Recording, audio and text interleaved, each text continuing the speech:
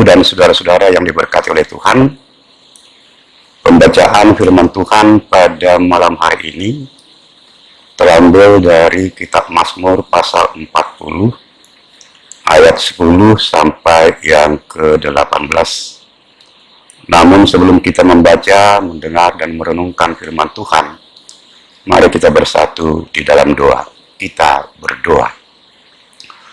Bapa Surgawi, Bapa yang kami sapa di dalam Kristus Yesus, kami mengucap syukur atas kasih dan penyertaan Tuhan dalam kehidupan kami sepanjang minggu yang sudah berlalu.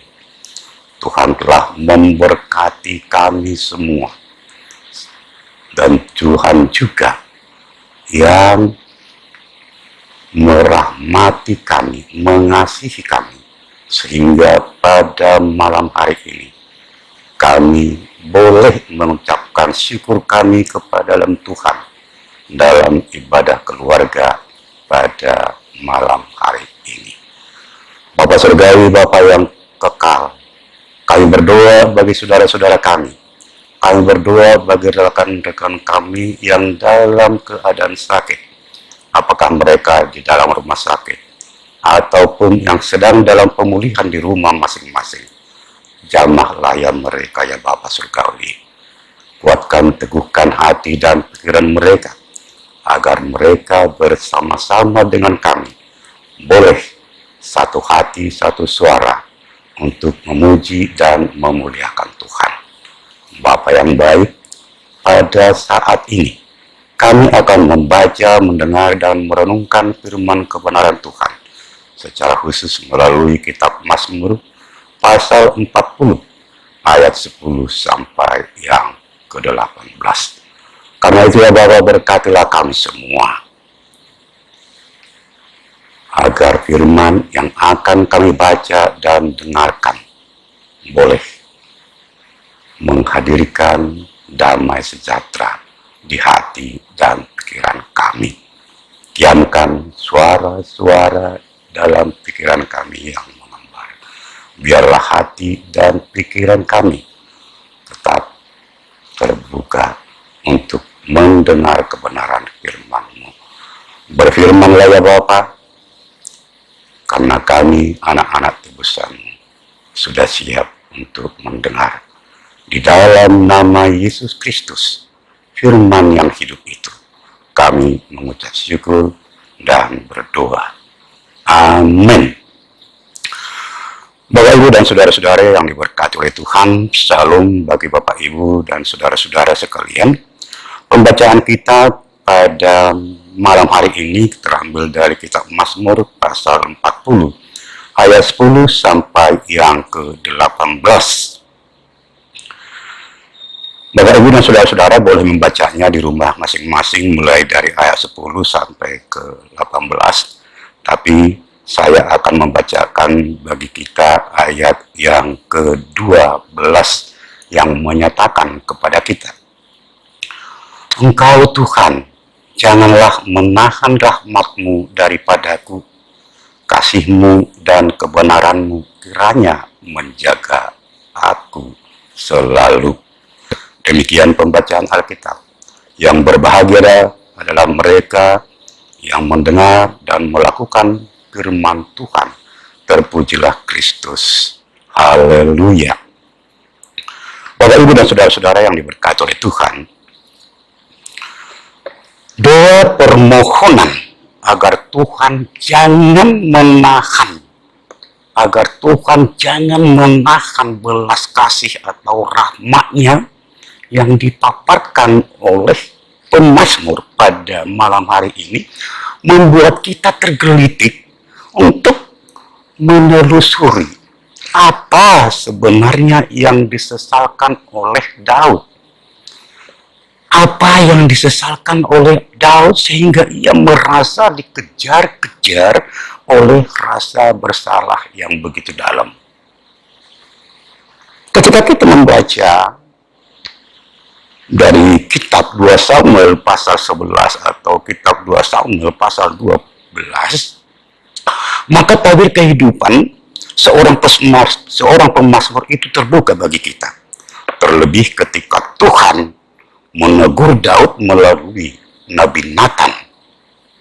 Hal itu terkait dengan seorang perempuan yang bernama Batseba.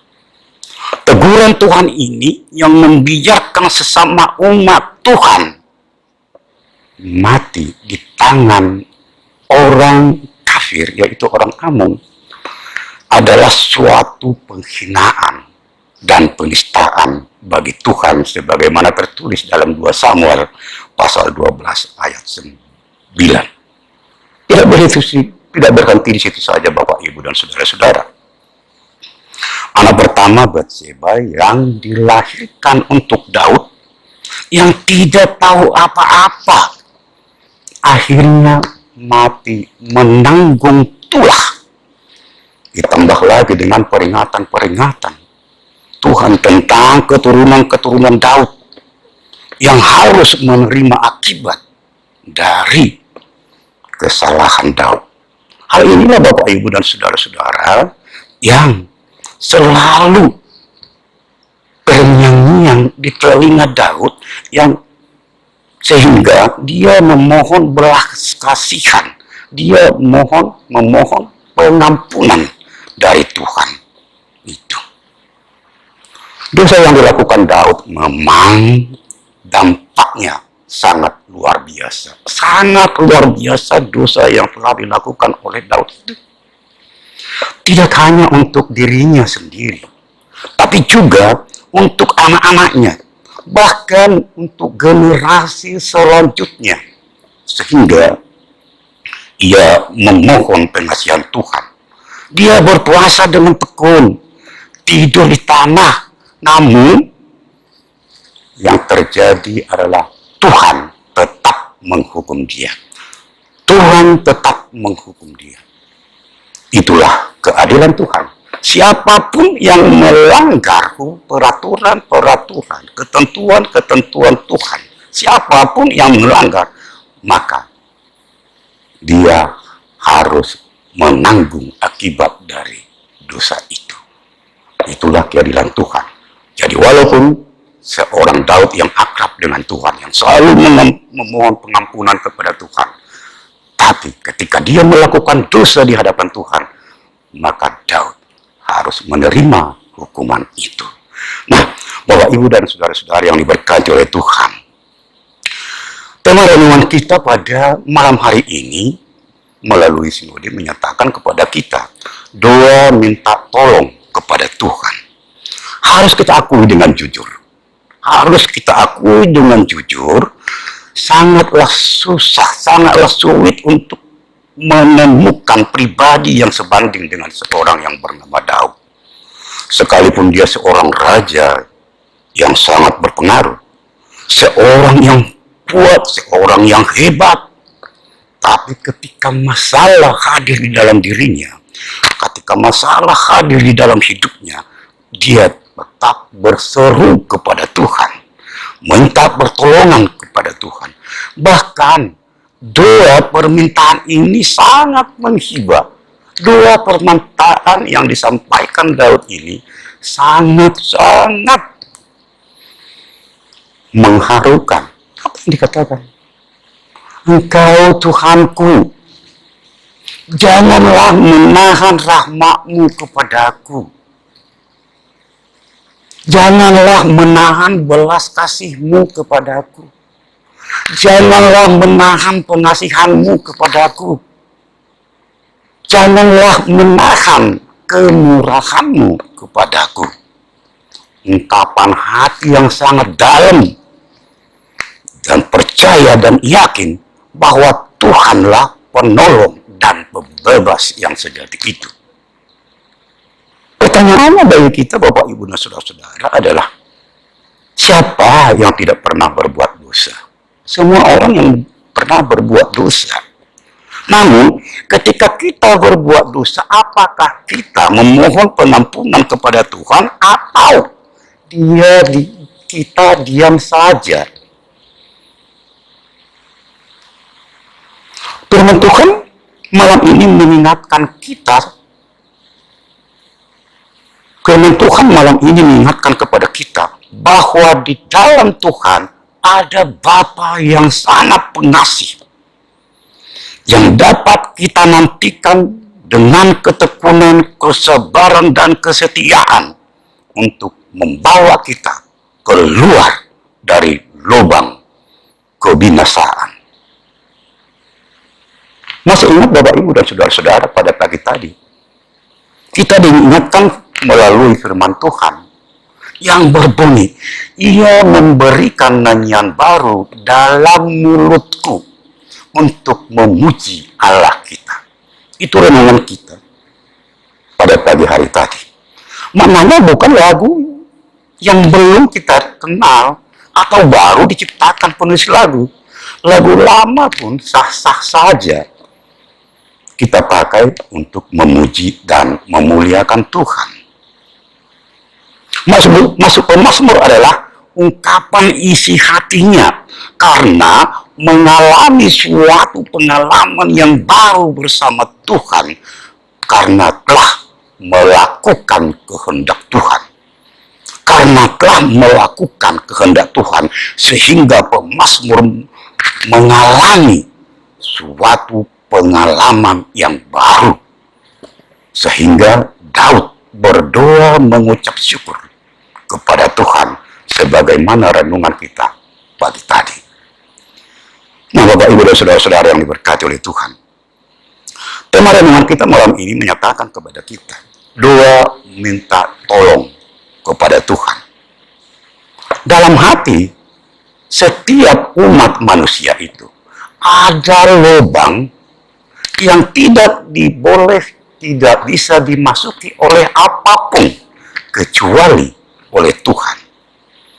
Tuhan mendesain atau menciptakan kita ini, menciptakan manusia ini sebaik-baiknya, sebagus-bagusnya adalah untuk Tuhan. Sayangnya Bapak, Ibu, dan Saudara-saudara, manusia itu, kita yang berdosa ini selalu menambah dosa terus, menambah dosa. Hati dan pikiran kita selalu dipenuhi oleh kenikmatan. Hati pikiran kita diliputi kenikmatan, kekayaan, kehormatan, kemaksiatan, kenajisan, iri hati, dan lain-lain. Padahal kita tidak perlu lagi melaksanakan itu yang namanya korban bakaran, korban sajian, korban penebus dosa, dan lain-lain. Yang Tuhan inginkan bagi kita adalah ketaatan kita kepada firman Tuhan. Yang diinginkan oleh Tuhan itu adalah ketaatan kita kepada firman Tuhan. Mari merenung sejenak. Sebagai kepala keluarga, sebagai imam, sebagai ibu, sebagai orang tua di tengah-tengah keluarga, saya mewakili anak-anak kita maupun cucu-cucu kita di rumah saat seseorang bertanya kepada anak kita. Pertanyaannya adalah berikut. Apa yang kau banggakan? Apa yang kau banggakan dari orang tuamu? Atau apa yang kau banggakan dari ibumu? Maka saya mewakili anak-anak kita, saya mewakili cucu kita akan berkata demikian. Saya bangga dengan ayah saya sebagai seorang yang terpelajar. Saya bangga dengan ayah saya seorang pengusaha. Saya bangga dengan mama saya seorang dokter gigi. Saya bangga dengan mama saya seorang wirausaha. Namun,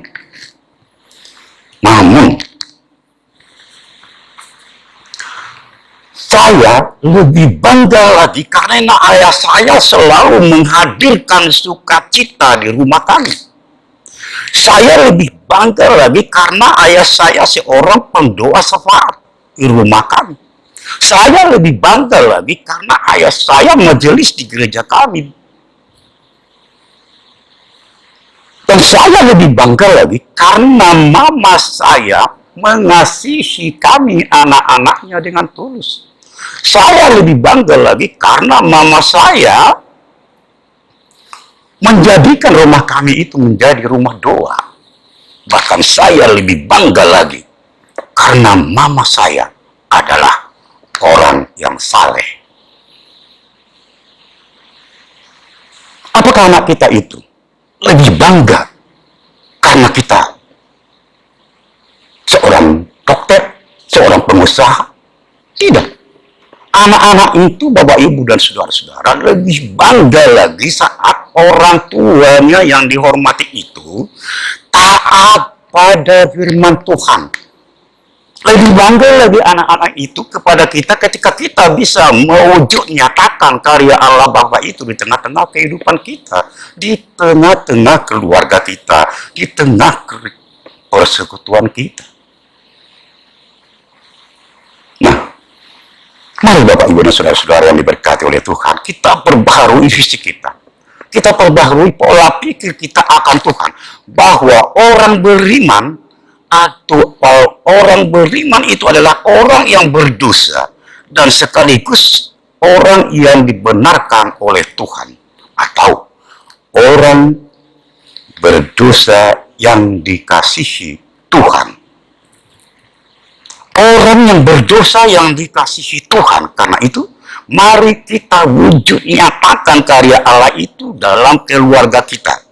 Karena Allah kita telah melayakkan kita untuk berdoa minta tolong kepada Tuhan.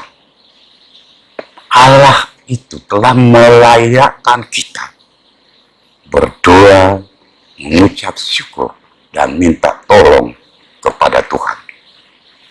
Demikian Bapak, Ibu, dan saudara-saudara firman Tuhan pada malam hari ini.